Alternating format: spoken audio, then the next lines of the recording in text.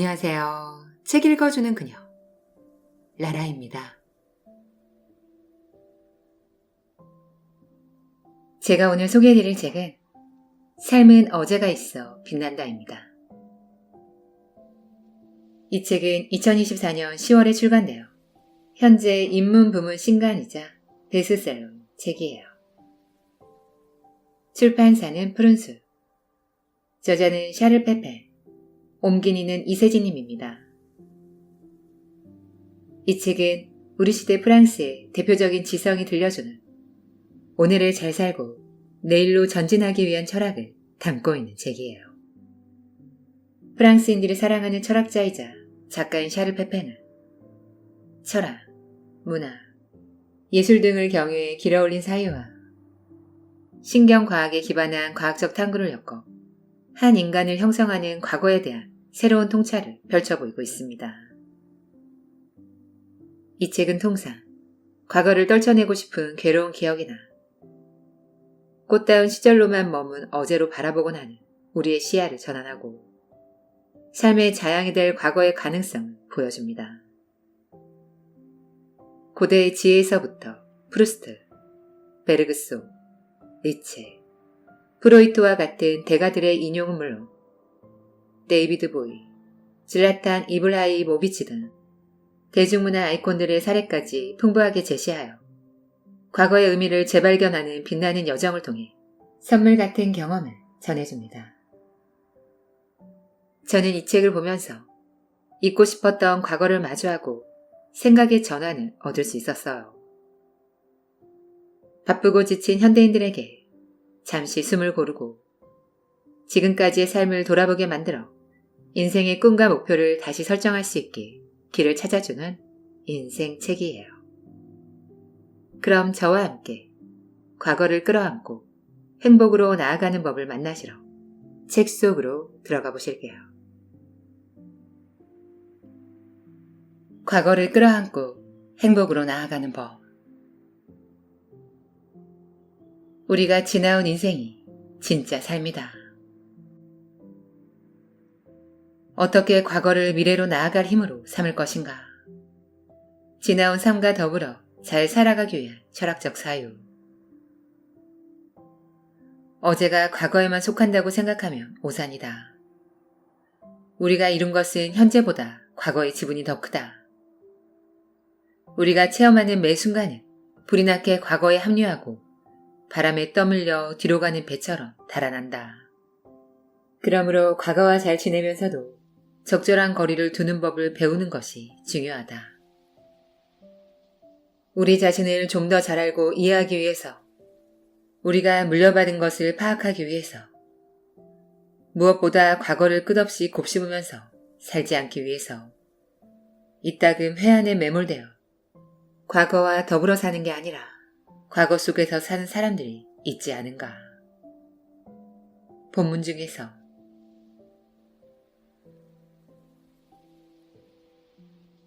2부 과거와 마주하기. 과거는 현재로 통하는 문이다. 과거가 우리 안에 살며 끝없이 우리를 만든다고 하지만 우리는 순수한 현재의 순간을 사는 것만 같다. 이 순간을 온전히 누리고 있을 때는 과거의 일들이 잠잠해진 듯하다. 비로소 발목을 잡던 과거에서 해방된 것 같고 떨치고 싶던 과거를 넘어선 것 같다. 아름다운 자연 풍경을 바라볼 때, 바다에 뛰어들어 헤엄을 칠 때, 맛있는 음식을 즐길 때, 한마디로 우리의 감각으로 세상과 만날 때 갑자기 한없는 충만감이 밀려든다. 이게 바로 지금 여기에 온전히 임하는 것 아닌가. 하지만 좀 더 면밀하게 들여다보면 그렇지만도 않다. 여기서도 과거의 경험과 기억은 결정적 역할을 한다. 한 남자가 익숙한 풍경을 바라보며 꿈꾸듯 상념에 젖는다. 평화로운 호수를 중심으로 초록 골짜기에 둘러싸인 풍경. 그의 고향 샤랑트 하면 떠오르는 전형적인 풍경이다. 젊은 날의 그는 여기 와서 풍경을 바라보곤 했다.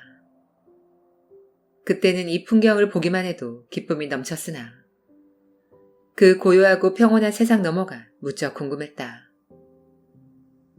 그의 몽상적인 시선이 머무는 지평선 너머에 그의 야망들이 가능성으로 가득 찬 세상이 있을 것만 같았다. 파리의 상경에서 큰 식당의 종업원으로 들어가야지. 밑바닥부터 차근차근 올라가 나중에는 매니저가 되고 그 다음에 내 식당을 가지지 말란 법도 없잖아. 그는 성공할 것이다. 대단한 일을 해내고 알아주는 사람이 될 것이다. 어린 시절 골짜기를 비추는 금빛 햇살은 그에게 희망찬 약속으로만 보였다. 그의 미래도 저 햇살처럼 눈부시게 드러나리라. 그러나 세월이 어둠과 환멸을 몰고 왔다. 그는 파리에 상경했지만 일은 그의 예상대로 풀리지 않았고 생각보다 기회도 적었다. 그가 애초에 그렸던 길은 막다른 골목에 다다라 있었다. 누군가를 열렬히 사랑했지만 배신과 상처도 겪었다. 그래서 홀로 고향에 돌아왔다. 출발점으로 돌아와 그때와 똑같은 풍경을 바라보고 있다. 그때처럼 골짜기는 푸르고 금빛 햇살 아래 호수는 반짝거린다. 어쩐지 그의 마음은 서글프고 쓰라리기만 하다. 풍경은 그때처럼 아름답건만 이루어지지 않은 약속들만 남았다.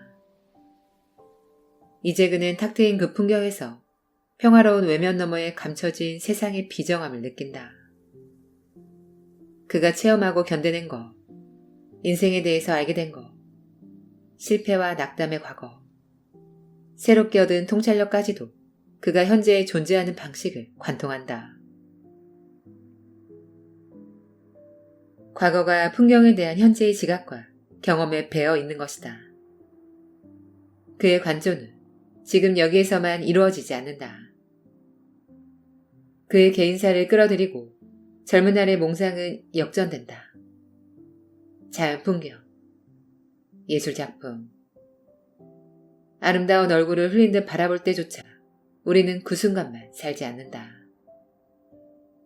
우리는 과거와 함께 지금 여기에서 산다. 아마 그가 젊어서 이 풍경을 바라보던 때도 그보다 더 어렸던 시절의 희망과 기대, 조바심과 이상이 함께 있을 것이다. 그때도 그의 내면 상태가 풍경의 관조에 흔적을 남겼을 것이다. 추억이 배어있지 않은 지각은 없다. 베르그송이 물질과 기억에서 한 말이다.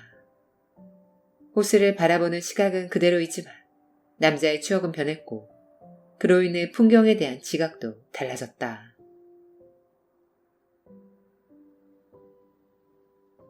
처음부터 포도주를 즐길 줄 아는 사람은 없다.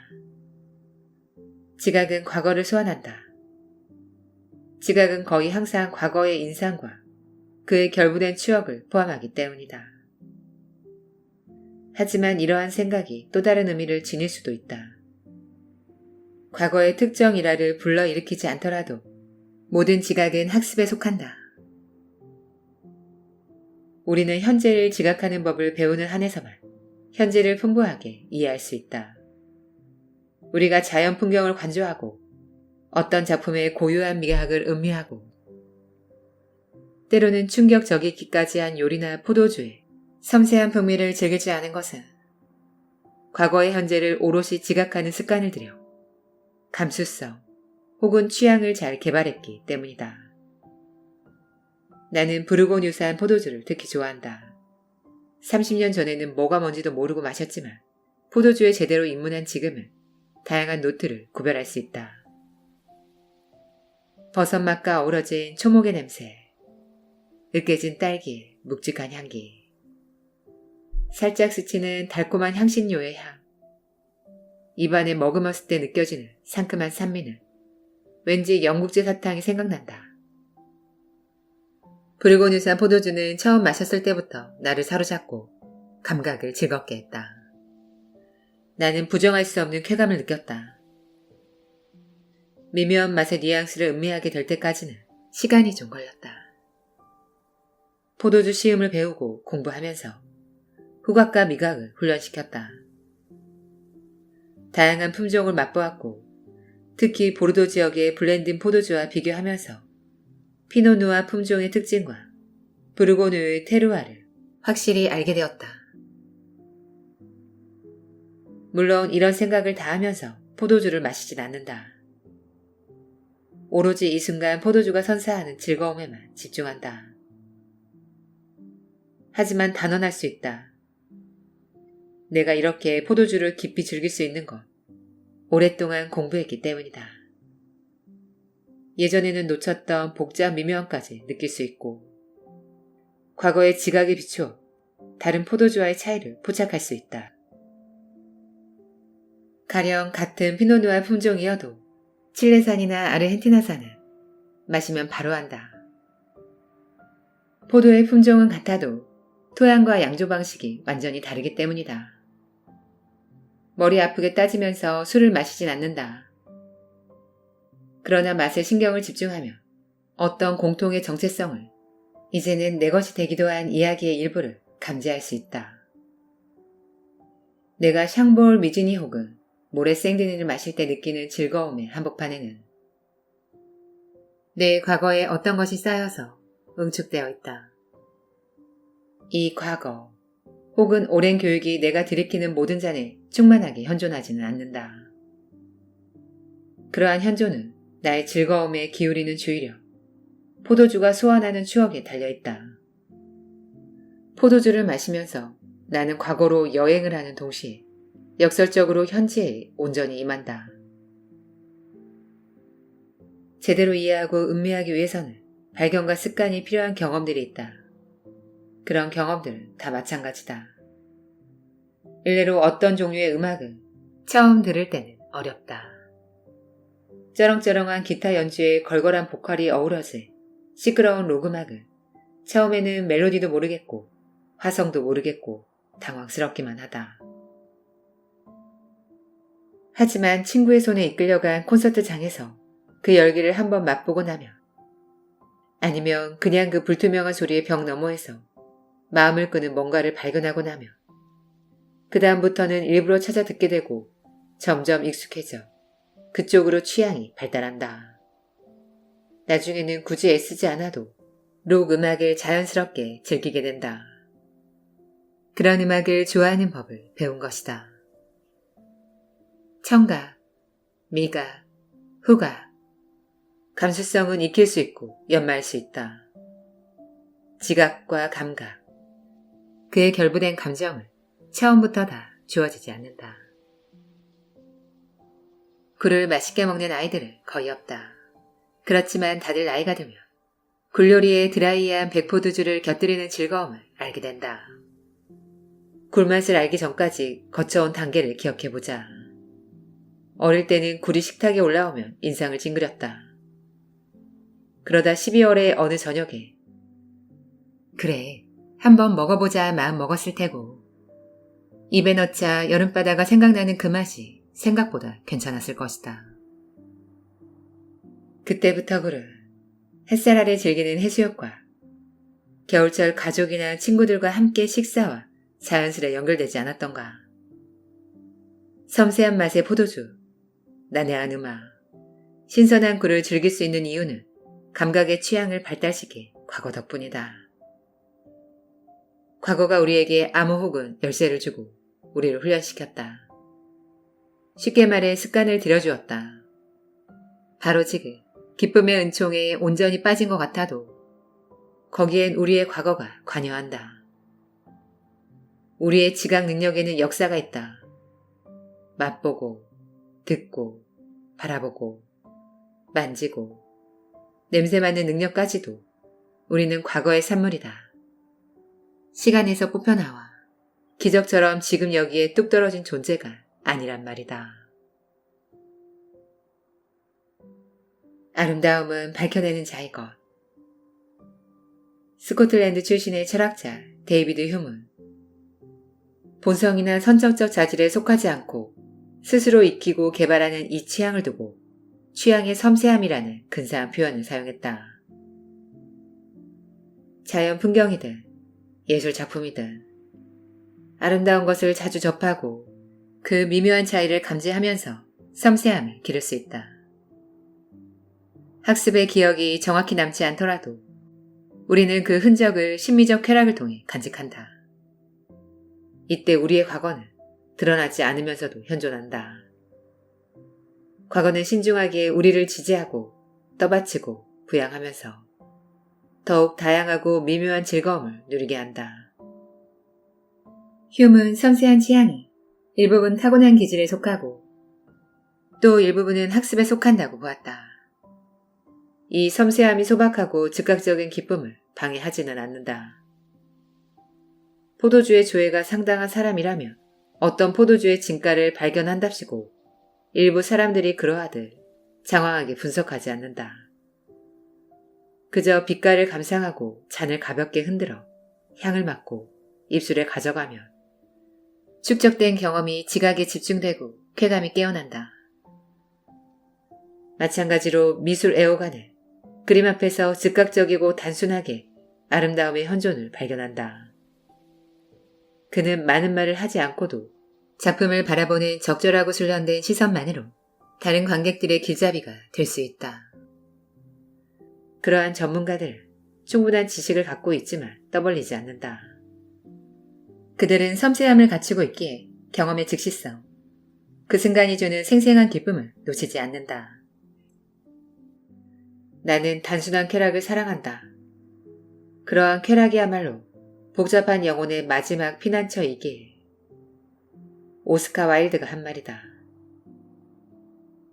우리는 양조 전문가나 16, 17세기 마니에리스모 회화 전문가가 아니지만 그러한 전문 지식에서 영감과 배움을 얻어 과거의 지각을 바탕으로 우리 나름의 이해를 넓히고 취향을 개발해 쾌락의 팔레트를 확대할 수 있다. 휴미 말하는 섬세함을 잘 개발할수록 삶은 복합적이고 풍요로워지며 다채로운 맛을 선사할 것이다. 쥐라에서 생산되는 뱅조, 익스페리멘털 록밴드의 음악, 자크 드 게일 2세의 17세기 바니타수아는 공부를 좀 필요로 할지라도 그 열매는 충분히 달다.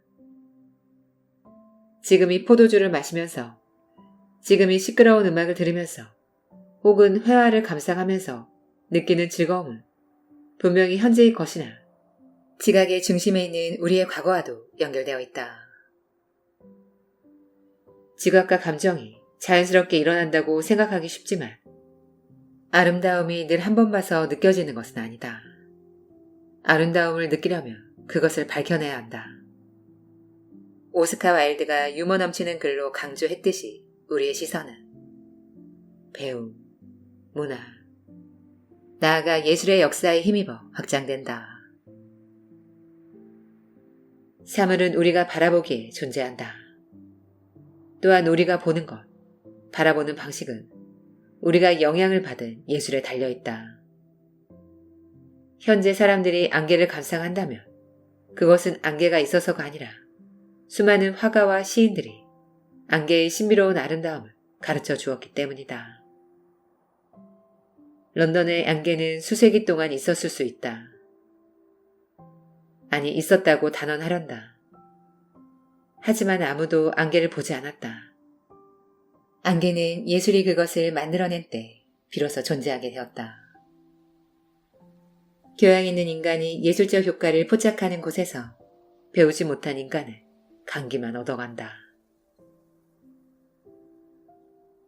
윌리엄 터너의 풍경화나 호구를 다룬 시가 나오기 전까지 영국인들은 런던의 안개를 아름답다고 느끼지 못했다. 그들에게 안개는 감기 걸리기 좋은 조건일 뿐이었다고 와일드는 농을 친 것이다. 터너의 그림이 그들의 눈을 열어준 것이나 마찬가지였다. 터너의 붓끝에서 안개는 오직 예술가의 눈만이 밝혀낼 수 있는 색조를 입었고 햇빛이 안개 속으로 잠기듯 통과할 때의 그 어렴풋한 인상이 독특하고 신비롭게 표현되었다. 화가의 주관적 해석 덕분에 진부한 현실을 바라보는 우리의 시선이 바뀌었다. 비로소 우리는 자연에 존재하는 안개의 아름다움을 발견하고 바라보게 되었다. 예술이 자연을 모방하는 게 아니라 자연이 예술을 모방한다. 와일드의 결론이다. 이렇듯 감각은 언제나 개인적이고 집단적인 경험을 통해 만들어진다. 그러나 때때로 과거와 지각의 관계는 더 노골적으로 불거진다. 과거에 의해 만들어진 지각이 불현듯 과거를 송두리째 떠오르게 하고 그렇게 떠오른 추억은 지각을 물들여 그 깊이를 완전히 바꿔놓기도 한다.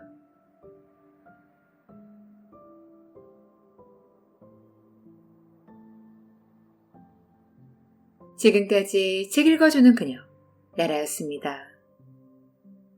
오늘도 끝까지 들어주셔서 감사드려요.